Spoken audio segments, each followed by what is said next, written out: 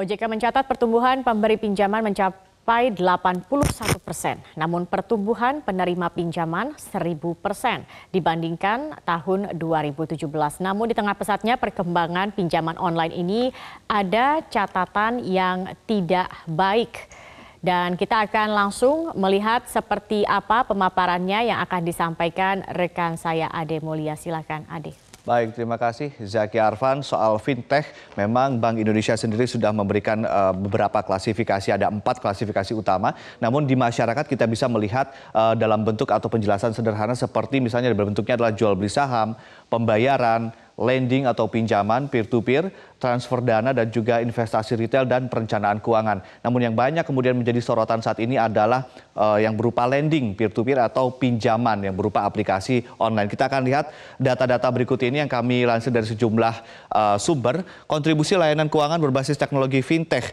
Jumlah fintech terdaftar ini hanya yang terdaftar di tahun 2017 hanya 28, lalu di 2018 jumlahnya 64. Namun dengan ketika kita melihat di aplikasi dan juga di media online begitu banyaknya aplikasi semacam ini, maka jumlahnya mungkin jauh lebih banyak dibandingkan yang kemudian terdaftar ini. Sumbangan fintech terhadap PDB yaitu 26 triliun rupiah.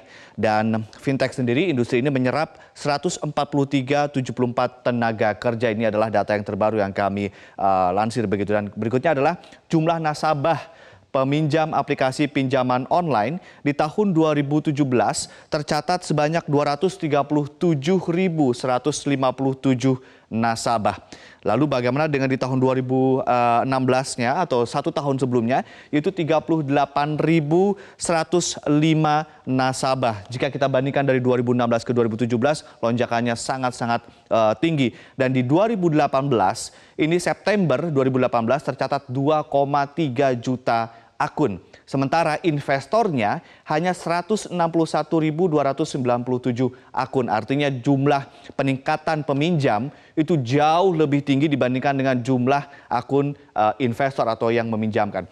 Laporan masalah aplikasi pinjaman online ke OJK, kami juga melansir sejumlah data, di antaranya 25 November 2018 ada 1.330 pengaduan korban yang tersebar di 25 provinsi.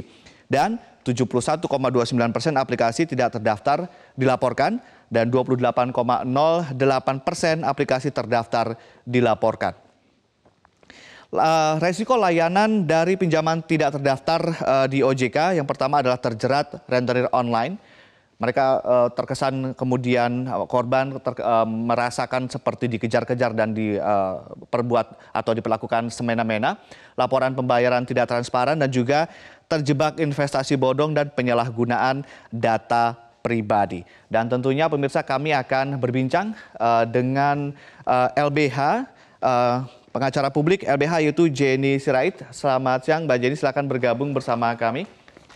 Apa kabar Mbak Jenny? Mbak Jenny, apa yang kemudian menjadi concern dari LBH sendiri saat ini dengan begitu maraknya aplikasi online dan juga ternyata begitu marak juga orang yang tertipu?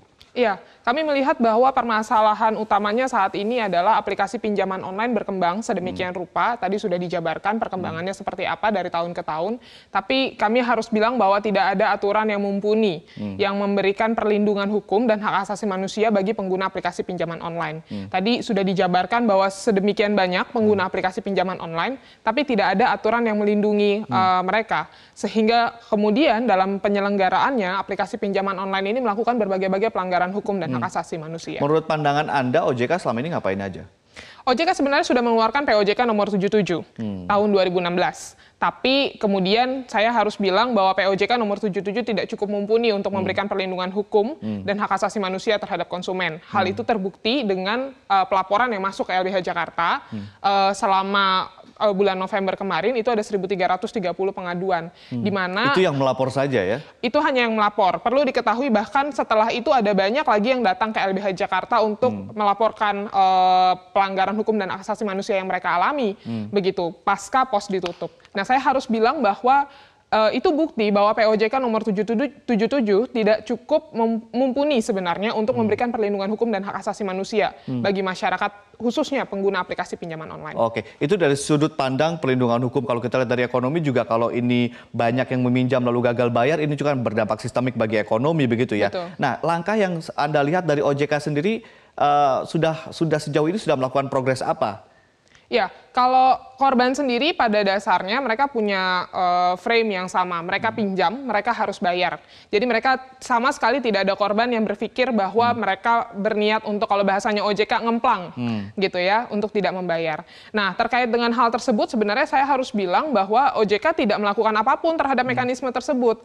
Ketika korban mau membayar, dalam arti, oke, let's say mereka terlambat membayar begitu, itu satu hal. Tapi mereka tetap berusaha untuk membayar.